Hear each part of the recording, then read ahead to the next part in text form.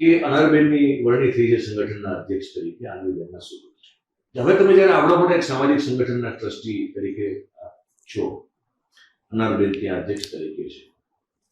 પાટીદાર સમાજની એક છાપ એવી છે 2015ના ઇલેક્શન આંદોલન પહેલા પણ, આંદોલન દરમિયાન પણ હતી કે સમૃદ્ધ છે એકદમ.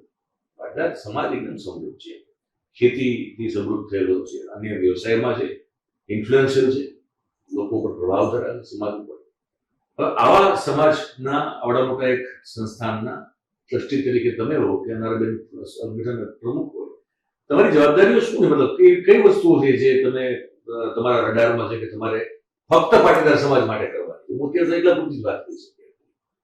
સૌથી પહેલા તો મયુરભાઈ અને દિલીપભાઈ આપનો ધન્યવાદ વ્યક્ત કરું છું. આપણે જે મીડિયાના માધ્યમથી મને જે શુભેચ્છાઓ પાઠવી અને આજે જે સામાજિક મુદ્દો લઈને એના ઉપર આપણે એપિસોડ કરવા જઈ રહ્યા છે ત્યારે ખૂબ આનંદની વાત છે. એટલે આ બંનેનો આ તકે હું આભાર માનું છું.